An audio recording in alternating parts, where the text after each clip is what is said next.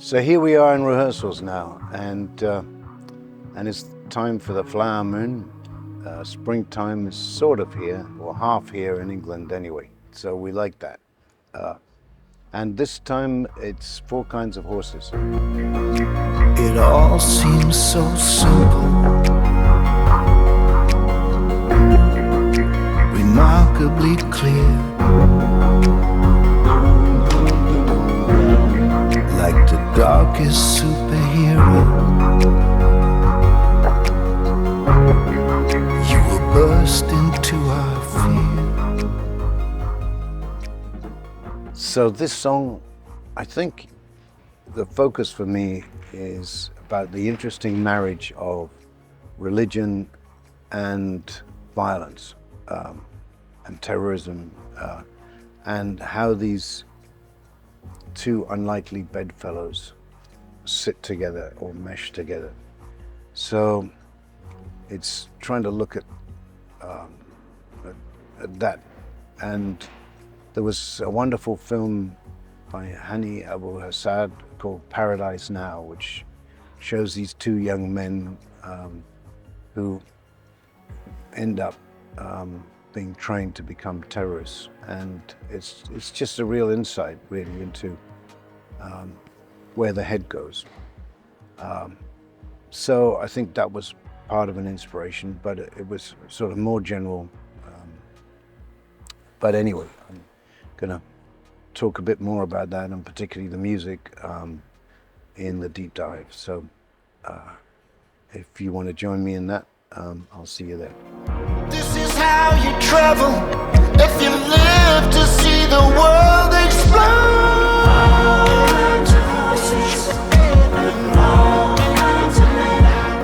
I used to say you're something different, but you do it all again.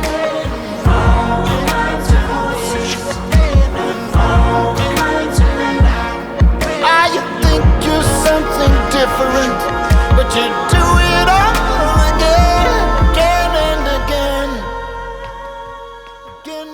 And this is actually an odd one out of the album in that this began on someone else's project. Richard Russell, who's founder of XL Records and responsible for a lot of great music, wanted to do a record of his own, and he invited a few musicians to his place, including me, and asked me to come up with some ideas for this project. It tried a few things, some of which had some good things to them, but didn't altogether work, and it sort of lay dormant. This was 2015, I think, for quite a while, and then I started playing around with it again and thinking, actually, there's something here that I really should pursue, and it felt like a musical path opening up. It started to evolve into something else, and it took a while. In this first incarnation, when I was trying to come up with some stuff for Richard, it didn't really have a strong chorus, to be fair to him, because it didn't make the grade. And I worked on that, and I tried a couple of different things, and then in the end found what we have now. And I think I was working with Katie May in the studio, and we got a sort of trip hop more vibe, which I liked better and seemed to sort of lock in a feel for it, an attitude. So that was really what took me into this other place. So I think it's now sort of found its feet. It's sort of grown a lot of textures and evolved into a very different being, but I hope you like it. The artist this month is a fascinating artist. I think she does amazing work, called Cornelia Parker. And actually, when we were looking at the Art From Us project, I'd seen some of the stuff she'd done with, this is many years ago, with exploding rooms, and been fascinated by that. And so I'm really happy that she agreed to work with us on this. And she went down not far from us in the studio to Laycock, and there's a museum for Fox Talbot, who was one of the founders of photography, and she was using some of the glasses and the plates. I forget if it's photogravure, I can't remember the correct name for the technique, but these were an inspiration for her. And in fact, there's this one which has a glass broken, which is the image that I fell in love with, and she let us use. I think it's called Snap. And on the show, we're going to have some of this stuff, because that's one of the exciting things for me as an aspiring art groupie, is to get to work with some of these amazing artists and see or get a chance to integrate what they do and spend their lives perfecting, that we can use some of that with what we're trying to do on the stage. And it's a real privilege and a real pleasure. So we had Cornelia down, not in this place, but previous place when we were doing production rehearsals, and Robert Lepage was there, whose work she knows very well.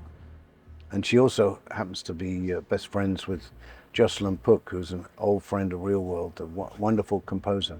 And I've met her originally when she was playing with Electra Strings, but we've done a great record with her too on Real World. But so there are a few side connections, but we went through and looked at the work, and it was the stuff around the broken glass that seemed to fit with the song. And also she showed us quite a few negatives of photographic plates that she'd made and or found and was working with. And so we're looking at this sort of negative photographic world, as partly, trying to honor and respect what she does, because I think, we spend endless hours trying to get little sounds right, and similarly, obviously, artists do the same in their visual world. So we're trying to find a way of bringing it into this live environment and being respectful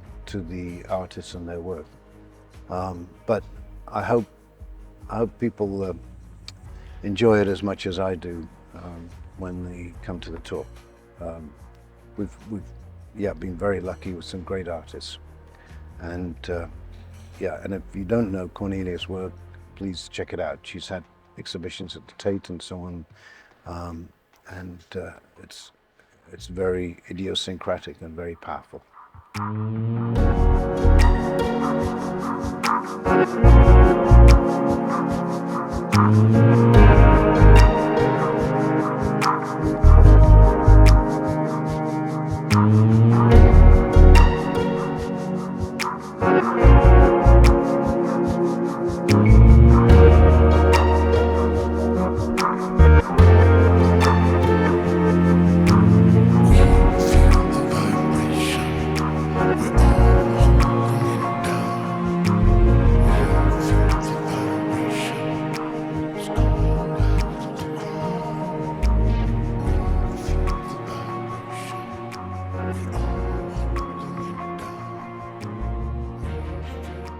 Big thank you to all the lunatics out there. It's great to see you again. I can't actually see you now, but maybe in a few days or a few weeks, I will be seeing you. So look forward to that. Thank you very much.